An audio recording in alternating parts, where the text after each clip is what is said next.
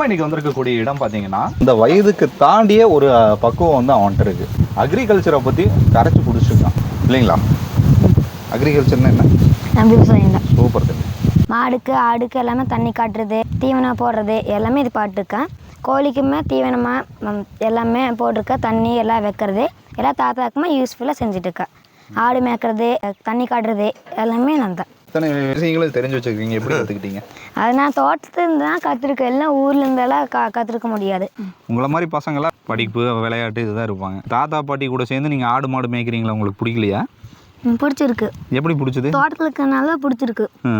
இங்கே ஊரில் இருக்கிறனால பிடிக்கல. ஏன் இந்த தோட்டத்தில் வந்தால் என்னென்ன பண்ண முடியுங்க? இங்கேருந்து பார்த்தா எல்லாமே ரசிச்சுட்டு அப்புறம் குளிச்சுட்டு நாளையா வாய்க்காலில் விளையாண்டுட்டு. பெரிய நாய் என்ன பண்ணணும்னு நினைக்கிறீங்க? பெரிய நாய் என்ஜினியர் பிடிக்கும். படிச்சுட்டு இதெல்லாம் வளர்ப்பீங்களா எப்படி? வா சிந்து மாடு சேர்ந்தானுங்க எல்லாமே. நாங்கள் வந்து முதல்ல வந்துங்க மாடு வாங்கினது குழந்தைக்கானு சொல்லி இந்த 30 வருஷத்துக்கு முன்னைங்க ஒரு மாடு வாங்கினுங்க. ஒரு மாடு வாங்கி அப்படியே கண்ணு போட்டு நாங்கள் வளர்த்து தானுங்க பூராமே. இப்போ தீனெல்லாம் சேர்ந்து சொல்லி ஒரு 4 மாட்டை விற்று போட்டோங்க. கண்ணுக்குட்டி ஒரு 6 இருக்குதுங்கண்ணா, காட்டில் இருக்குது. இது ஓலையிலேயே போட்டிங்க போல இருக்குதே. நானுங்க ஓலையோட குளிச்சா இருக்குங்க. இது வலை இருக்குது, வலையில் அப்படியே விட்டுறதானுங்க. விட்டுறது. ஆமாம், நிறைய பேர் அது வருது இது வருதுன்னு சொல்கிறாங்க. ஆனால் நம்மளதுக்கு வர்றதில்லைங்க.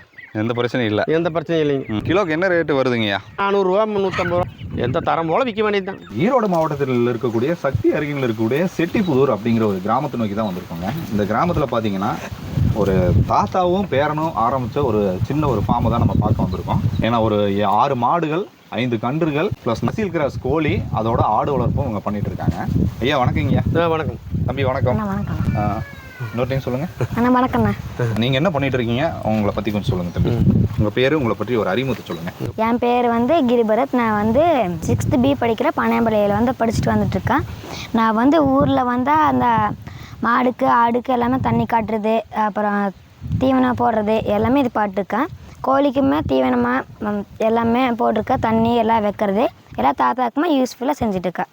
ஆடு மேய்க்கிறது, ஆடு தண்ணி காட்டுறது எல்லாமே நான் தான். சின்ன வயசில் 6வது படிக்கும்போதே இத்தனை விஷயங்களும் தெரிஞ்சு வச்சுருக்கீங்க, எப்படி கற்றுக்கிட்டீங்க?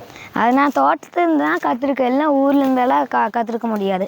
உங்கள் பேருங்கய்யா? கிருஷ்ணசாமி. உங்களை பற்றி ஒரு அறிமுகத்தை சொல்லுங்கய்யா. மாடு வளர்த்துட்டு இருக்கோங்க. அப்புறம் வேறு என்ன பண்ணுறீங்க? ஒரு விவசாயம் பண்ணுறேங்க. என்னென்ன பண்ணிட்டு இருக்கீங்கன்னு அப்படியே சொல்லுங்கள். மாடு வந்து காலையில் எழுந்திரிச்சதுங்க பால் கறக்கணும். பால் கறந்ததுமே கொண்டு ஊற்றிட்டு வந்து ஒரு சாணி வலிக்கணுங்க. சாணி வலிச்சது தீன் போட்டு அப்புறம் வந்து தவிடு காட்டணுங்க. தவிடு காட்டினது மறுபடியும் தீன் போடணும். சாயங்காலம் பால் கறக்கணும், திருப்பி தீன் போடணும். பராமரிப்பு நிறையா பண்ணணுங்க மாடுகளுக்கெல்லாம். அப்போ தான் மாடு நல்லா இருக்குங்க. நம்மகிட்ட எவ்வளோ மாடு இருக்குங்க? 6 மாடு இருக்குதுங்க. 6 மாடு. 6 மாட்டுனா எவ்வளோ லிட்டர் பால் எடுத்துகிட்டு இருக்கீங்க? பால் வந்து மாட்டுக்கு 5 லிட்டர் எடுத்தாலும் கூட ஒரு 30 லிட்டர் எடுக்கலாங்க. காலையில் 30, சாயங்காலம் 30. எல்லாம் கறவையில் தான் இருக்குங்க. கறவையில் இருக்குது. எங்கே பால் ஊற்றிட்டு இருக்கீங்க? இங்கே சொசைட்டியில். என்ன சொசைட்டிங்க? கவர்மெண்ட் சொசைட்டி தானுங்க. எங்கள் ஊர்லேயே ஒருத்தரும். அது போக நாட்டுக்கோழி வச்சுருக்கீங்க? வச்சுருக்கோம். நாட்டுக்கோழி எவ்வளோ இருக்குங்க? நாட்டுக்கோழி 50 கோழி வச்சுருக்குங்க. 50 கோழி.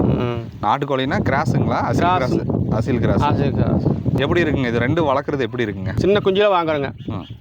வாங்கி மூடி வச்சு அப்புறம் அப்படியே தீன் கொடுத்துங்க. ஒரு 20 நாள் ஆனால் வெளியிட்டு அப்புறம் அப்படியே தீன் போட்டே இருக்கணுங்க.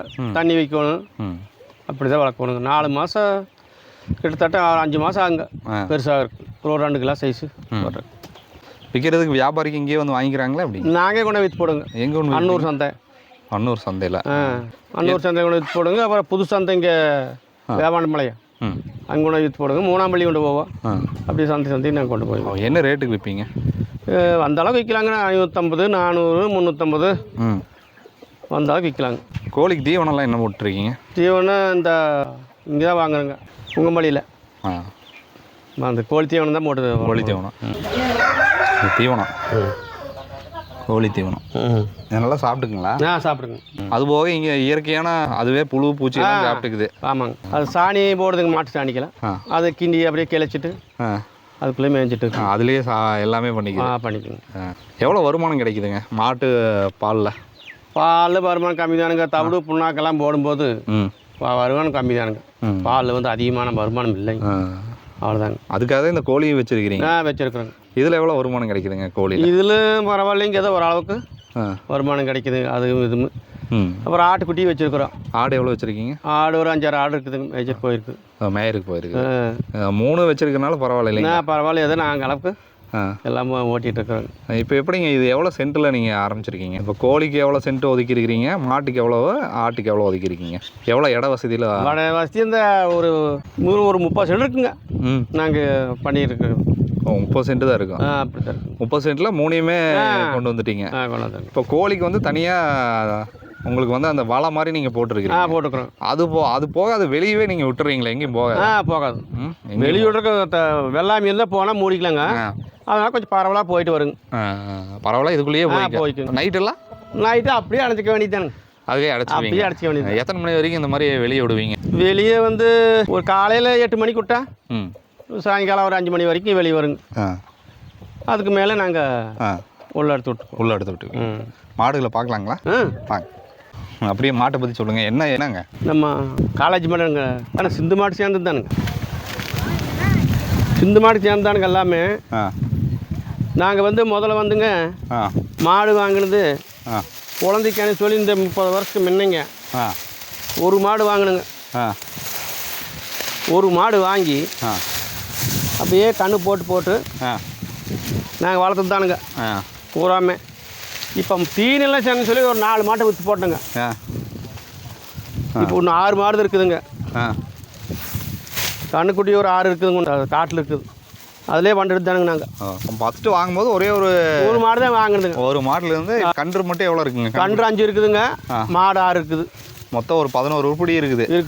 வித்தும் போட்ட ஒரு 5 உருப்படியுமே. எதனால் விற்றீங்க? தீன் இல்லைங்க. தீன் இல்லாதனால தான். தீன் இருந்தால் வச்சுருப்பீங்க? வச்சுருப்போங்க. தீன் வந்துட்டுன்னா இப்போ நம்மளுக்கு இது போக விவசாயம் எதாவது பண்ணிகிட்டு இருக்கீங்களா? விவசாயம் மழை வேஞ்சே தானுங்க. இல்லை இடம் இருக்குதுங்களா? இருக்குதுங்க. அங்கே என்ன விவசாயம் பண்ணுவீங்க? விவசாயம் நாங்கள் பொயில் போடுவோங்க. தண்ணி வந்தால் பொயில். அப்புறம் கடலக்காய் விடுவோம். சோளம் போடுவோம். எல்லா வேலையும் பண்ணலாங்க. மழை இல்லைங்க. மழை தான் பிரச்சனை. தண்ணி இப்போ குடிக்கிறதுக்கு தென்னை மரம் தான் அளவாக இருக்குது. இப்போ வரத்தட்டு போட்டிருக்கீங்க, மாடு வந்து மேய்ஞ்சிட்டு இருக்குது. இப்போ இந்த வரத்தட்டு வந்து போடுறதுனால வந்து எப்படி பால் அதிகமாகுமா? மரத்தட்டு கொஞ்சம் கம்மி தானுங்க. வரத்தட்டு பால் அதிகம் இல்லைங்க. மக்காச்சோளம் போடலாங்க. மக்காச்சோளம் போட்டால் வேணால் அதிகமாக பால் வருங்க. அது விலை ஏறி போச்சுங்க இப்போ மக்காச்சோளம். அதனால் போட்டு தான் இருந்தோம். கம்மியானதுனால இப்போ நாங்கள் வரத்தட்டு தான் வாங்கி போடுறோம். வரத்தட்டு தான். இது எவ்வளோங்க ஒரு தட்டு வந்து ஒரு கட்டு என்ன ரேட்டு வருங்க? ஒரு விசு கணக்குங்க. விசு கணக்கு 1700 ரூபா 2000 ரூபா வருதுங்க ஒரு விசுவு. அப்படிங்கும்போது 45-50 கத்தை பிடிக்குங்க. 45-50 கத்தை ஒரு விசுக்கு. எவ்வளோ கொடுப்பீங்க? என்னங்க அதாவது நீங்கள் இப்போ கொடுக்குறது வந்து எவ்வளோ அளவுன்னு ஏதாவது இருக்குங்களா? அப்படியெல்லாம் இல்லைங்க. அளவாக போட வேண்டியதானுங்க. சாப்பிட்ற வரைக்கும் சாப்பிட்றதான். அப்படித்தானுங்க. வேறு பசுந்தீவனம் எதுவும் கொடுக்குறது இல்லைங்களா? கொடுக்கலாங்க. தோட்டத்தில் இருந்தால் தான் அது வாங்கிட்டு வந்து கொடுக்கலாம். விலை அதிகமாக போச்சு. வேறு என்ன தீவனம் கொடுப்பீங்க? மேய்ச்சலுக்கு தான் கூப்பிட்டு போவீங்களா? மேய்ச்சல் கொண்டு போகலாங்க. எங்கே கூப்பிட்டு போவீங்க மேய்ச்சலுக்கு? இங்கே காட்டு பக்கம் போகிறதானுங்க. இங்கே போய் மேய்ச்சிக்க வேண்டியது தான். எங்கே புல்லு எல்லாம் வறட்சியாக இருக்கிறதுனால இப்போ மேய்க்கிறதுக்கு வழி இல்லை. பூரா வரக்காடு, தண்ணியே இல்லைங்க. தென்னை மரமே பாரு காயுது. ஆமாம், சொன்ன மாதிரி தென்னை மரமே காயுது. அப்புறம் என்ன பண்ண முடியும்? இது எல்லாமே நீங்கள் கட்டி வச்சு தான் வளர்க்குறீங்களா? கட்டி வச்சு தான் வளர்க்குறீங்க. சாணத்தியெல்லாம் என்ன பண்ணுவீங்க? சாணம்லாம் சாணி அதெல்லாம் காட்டுக்கு கொட்டுறதானுங்க. காட்டுக்கு உங்கள் காட்டுக்கே எங்கள் காட்டுக்கு கொட்டலாம். மாட்டுக்கு வேறு ஏதாவது நோய் நொடியெல்லாம் வருதுங்களா இங்கே? அப்படியெல்லாம் ஒன்றும் வரதில்லைங்க. ஒன்றும் வரதில்லை. ஏதோ ஒரு அடைஞ்சலான்னா ஒரு டாக்டர் வந்தால் ஊசி போட்டுக்கலாங்க. சேனைக்கெல்லாம் இங்கேயே சொசைட்டியில் போட்டுக்குவாங்க. இங்கேயே போட்டுக்குவீங்க? போட்டுக்கலாம். வேற வர சொன்னால் போட்டுக்குவாங்க. ஆனால் உண்மையிலேயே மாடுகளை பராமரிக்கணும்னா கொஞ்சம் நல்லா பசுமையாக இருக்கணுங்க. இருந்தால் நல்லா வருமானம் கிடைக்கும். சரி, நல்லா பசுமையாக இருக்குது. ஒரு நாளைக்கு ஒரு 100 லிட்டர் ஊற்றுனா நல்லா வருமானம் கிடைக்குங்களா? கிடைக்குங்க. பசுமை இருந்து நம்ம தோட்டத்தில் பசுமை இருந்தால் நாட்டுக்கு நான் பண்ணோம்னா நல்ல வருமானம் கிடைக்கும். நல்ல வருமானம் கிடைக்கும். ஒரே இன மாடுகள் தான் எல்லாமே? ஆமாங்க. காலேஜ் இன மாடு? ஆமாம். இது வேறு எந்த இனமும் இல்லைங்க. ஆனால் இதுதான் கொஞ்சம் கிராம சைடு கொஞ்சம் தாங்குது இல்லைங்க? தாங்குங்க. நம்ம இது வச்சோம்னா அது தாங்குறது இல்லைங்க. HF ஜெர்சி எல்லாம் வச்சா கொஞ்சம் கஷ்டம் தான். இதுனா கொஞ்சம் நல்லா தாங்குது. இது எத்தனை ஈத்து வரைக்கும் வச்சுக்குவீங்கய்யா? வச்சுக்கோங்க. ஒரு 5-6 ஈத்து வரைக்கும் வச்சுக்கோங்க. 5-6 ஈத்து வரைக்கும். அதுக்கப்புறம் கொடுத்துருவோங்க. என்ன ரேட்டு கொடுப்பீங்க? என்ன ரேட்டுங்க ஒரு 35, 40, 45 வரைக்கும். ஆனால் ரொம்ப கம்மியாக சொல்கிறீங்களே. கம்மி தானுங்க. நம்ம மாடுகளாக கொஞ்சம் சித்தான மாடுக்கு தாங்க. ஆனால் ஒரு நாளைக்கு 10 லிட்டர் கண்டிப்பாக கறக்கும். கறக்கும். ஆனால் 6 மாடுமே கறவையில் இருக்கிறது பெரிய விஷயமாச்சு ஒரே நேரத்தில். சென்னையில் இருக்குங்களா ஏதாவது? இருக்குதுங்க. எதுங்க? சென்னை மாடு, அது சென்னை அதுங்க. 3 சென்னை இருக்குதுங்க. 3 சென்னை. ஆனால் பால் கறந்துட்டு தான் இருக்குது. என்ன கத்துது? அது ஏதோ ஒன்று வந்தால் கத்துங்க. எங்க கோழி தானா? ஆனுங்க. என்ன வருதுங்கய்யா? இந்த கழுவு வரும். எப்படி கரெக்டாக தெரியுங்களா அதுக்கு? ஆமாம். அதான் பாருங்க வித்தியாசமாக கத்துதே.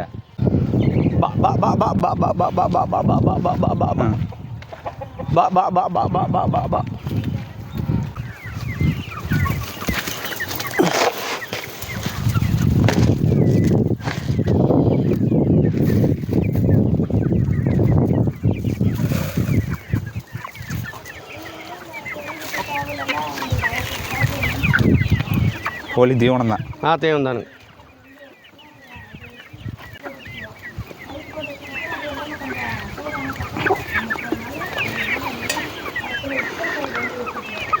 இது எப்படிங்க? இது ஓலையிலேயே போட்டிங்க போல இருக்குதே. நானுங்க. இது எதுக்காக ஓலையில் போட்டிங்க? ஓலையோட குளிச்சா இருக்குங்க. அதனால தான். அதனால் இங்கேயே ஓலையில் போட்டு இது வலை இருக்குது, வலையில் அப்படியே விட்டுறது. ஆமாங்க. சரி, நைட் நேரத்துல எல்லாம் கழுகு வேறு எதுவும் வராது? வராதுங்க. பாம்பு எந்த தொந்தரவும் இல்லை. அதனால் பிரச்சனை இல்லை. அதெல்லாம் பிரச்சனை இல்லை. இல்லாட்டி சிரமம் தானேங்க. நிறைய பேர் அது வருது இது வருதுன்னு சொல்கிறாங்க. ஆனால் நம்மளுக்கு வர்றதில்லைங்க. எந்த பிரச்சனையும் இல்லை. எந்த பிரச்சனையும் இல்லைங்க. இப்போ இதெல்லாம் பெண் கோழிங்களா எப்படிங்க? பெண் கோழி, ஆண் கோழி எல்லாம் தானுங்க. இது எத்தனை நாள் வச்சுருப்பீங்க? இது வந்தால் நான் பெருசாக ஒரு 2 கிலோ சைஸ் வரைக்கும் வச்சுருப்பேங்க. 2 கிலோ வரைக்கும் வச்சுருப்பீங்க. அதுக்கு மேலே விற்றுருவீங்க? விற்றுருவேன். கிலோக்கு என்ன ரேட்டு வருதுங்கய்யா? கிலோ வந்து 400 ரூபா, 350 ரூபா, 500 ரூபா. எந்த தரம் போல் விற்க வேண்டியது தான். 400 ரூபா, 500 ரூபா, 350 ரூபா அந்த ரேஞ்சுக்கு வரும் இல்லைங்களா? ஒரு குறிப்பிட்ட ரேஞ்சு தான். ஆமாங்க. நல்லா தீவனம் நல்லா சாப்பிட்டுக்குது.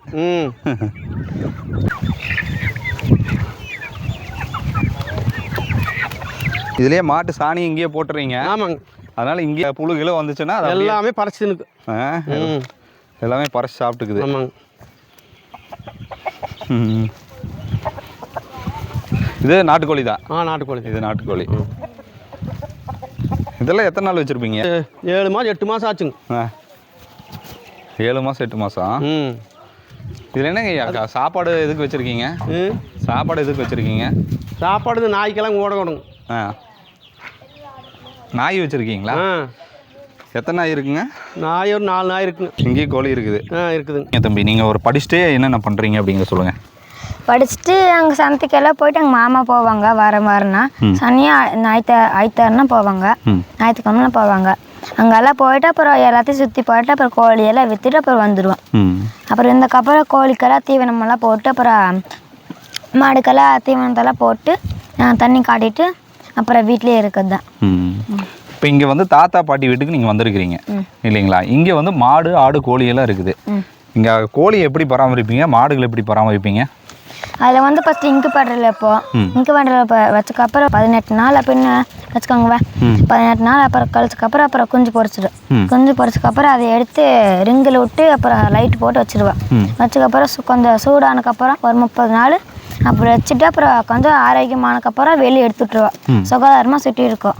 அப்புறம் கொஞ்சம் பெருசானா அப்புறம் அங்கே சாலையாட்டு செஞ்சு அப்புறம் விட்டுருவோம். அதுக்கும் கொஞ்சம் பெருசானா அதுக்குள்ளே விட்டுருவோம். விளையாட்டு போச்சு இருக்கல அப்புறம் விட்டுருவோம்.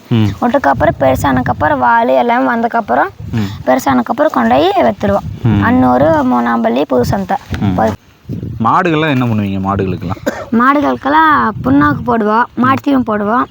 அப்படி இதெல்லாமே செஞ்சுருக்கிறது தான். இதெல்லாமே பண்ணுவீங்க. ஆடுகளுக்கு மாட்டுத்தீவனம், புண்ணாக்கு எல்லாமே போடுவோம்.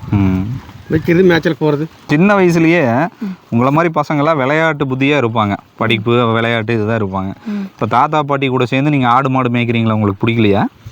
பிடிச்சிருக்கு. எப்படி பிடிச்சது? தோட்டத்தில் இருக்கனால பிடிச்சிருக்கு. இங்கே ஊரில் இருக்கிறவங்களாம் பிடிக்கல. ஏன் இந்த தோட்டத்தில் வந்தால் என்னென்ன பண்ணுவீங்க? இங்கேருந்து பார்த்தா எல்லாமே ரசிச்சுட்டு அப்புறம் குளிச்சுட்டு நிறையா வாய்க்காலில் விளையாண்டுட்டு அப்போ இந்த கோழியெல்லாம் பாட்டு அப்புறம் இப்போ அனூருக்கெல்லாம் போயிட்டு வந்துட்டு எல்லாமே ஜாலியாக இருக்குது. கொஞ்சம் ஜாலியாக சந்தோஷமாக இருக்கீங்க. இதுதான் உங்களுக்கு பிடிச்சிருக்கா? உங்கள் கூட இருக்கிற பசங்கள்லாம் இந்த மாதிரி தான் இருக்காங்களா, இல்லை அவங்க வந்து விளையாட்டுத்தனமாக இருப்பாங்களா? அவங்கெல்லாம் விளையாட்டுத்தனமாக தான் இருப்பாங்க. உங்களுக்கு இது பிடிச்சிருக்கு? அப்படி நான் சொன்னாலுமே அதெல்லாம் போட என்னடான்னு அப்படி தூக்கி போட்டு போயிடுவாங்க. ஆனால் நீங்கள் இதுதான் பண்ணுறீங்க. பெரியவனாகி என்ன பண்ணணும்னு நினைக்கிறீங்க? பெரியவனாகி என்ஜினியர் பிடிக்கும். படிச்சுட்டு இதெல்லாம் வளர்ப்பீங்களா எப்படி? வளர்ப்போம், அப்போ வளர்ப்பீங்க. சரி சாமி, ஆல் தி பெஸ்ட் ரத்தங்க. இந்த பையனுடைய வயது 12 தான். ஆனால் 12 வயசுலேயும் அந்த வயதுக்கு தாண்டிய ஒரு பக்குவம் வந்து அவன்கிட்ட இருக்குது. ஒரு பள்ளியில் வந்து ஒரு அக்ரிகல்ச்சர் எவ்வளோ அவசியங்கிறது சொல்லி கொடுக்குறாங்களாலாம் எனக்கு தெரியாது. ஆனால் இந்த தம்பி வந்து பார்த்தீங்கன்னா தன்னுடைய சிறு வயதிலேயே அக்ரிகல்ச்சரை பற்றி கரைச்சி குடிச்சிருக்கான் இல்லைங்களா? அக்ரிகல்ச்சர்னா என்ன? சூப்பர் தம்பி. இந்த வீடியோவில் பார்த்தீங்கன்னா ஒரு சிறு வயதில், ஒரு 12 வயதில் 6ஆம் வகுப்பு படிக்கக்கூடிய இந்த சிறுவனுடைய அந்த ஒரு சந்தோஷமான ஒரு வாழ்க்கை இதுதான் அப்படிங்கிற மாதிரி சொல்கிறது மன மகிழ்ச்சியை கொடுக்குதுங்க. நம்ம எத்தனையோ பேர் வந்து கம்ப்யூட்டருக்கு அடிக்ட் ஆகிடுறோம், மொபைல் ஃபோனுக்கு அடிக்ட் ஆகிடுறோம், நண்பர்கள்கிட்ட பேசுகிறதே இல்லை. ஒரு சின்ன ஒரு விஷயத்தை நான் உங்ககிட்ட ஷேர் பண்ணணும்னு நினைக்கிறேன். நம்ம உற்றார் உறவினர்கள் நம்மளுடைய வீட்லேயே பார்த்தீங்கன்னா ஒரு டீ வாங்கி குடிக்கலாம், நம்ம ஏதாவது ஹோட்டலுக்கு போகலான்னு ஒரு சாப்பிட போகும்போது அந்த டைனிங் ஹாலில் ஒரு 5 பேர் உட்காந்துருப்பாங்க. 5 பேர் உட்காந்து அவங்களுடைய குடும்பத்தை பற்றியோ அவங்கள பற்றியோ ஷேர் பண்ணுவாங்கன்னு பார்த்தா கிடையவே கிடையாது. அந்த ஃபோன் எடுத்து இவன் ஒரு சைடில் ரீல்ஸ் பார்த்துட்டு இருப்பான், இன்னொருத்தன் ஒரு ரீல்ஸ் பார்த்துட்டு இருப்பான். அந்த நண்பர்களுக்குள்ளே இருக்கக்கூடிய அந்த பேச்சுவார்த்தையே சுத்தமாக முற்றிலும் போயிடுச்சு. அதுக்கு ஒரே காரணம் நம்மளுடைய மொபைல் ஃபோன். அதை கொஞ்சம் நேரம் கொஞ்சம் ஒதுக்கி வச்சுருக்கோம். உங்களை பார்க்க வேண்டாம்னு சொல்ல, கொஞ்சம் நேரம் ஒதுக்கி வச்சுட்டு மனிதர்களுக்கு ஒரு மதிப்பு கொடுங்க அப்படிங்கிறத நான் சொல்கிறேன். இந்த சிறுவனை பார்க்கும்போது இந்த ஒரு விஷயத்தை நான் உங்ககிட்ட தெரிவுபடுத்தணும்னு நினச்சேன், அதை சொல்லிட்டேன். ஐயா ரொம்ப நன்றிங்க ஐயா. தம்பி நன்றி தம்பி. தொடர்ந்து நம்ம சிவாருண் டிவியை பார்க்கணுன்னு விருப்பப்பட்டீங்கன்னா சப்ஸ்கிரைப் பண்ணிங்க. சிவாருண் டிவி இன்ஸ்டா பேஜுக்கும் நீங்கள் ஆதரவு கொடுங்க. டில் தென் பாய் ஃப்ரம் உங்கள் சிவா. நன்றி, வணக்கம்.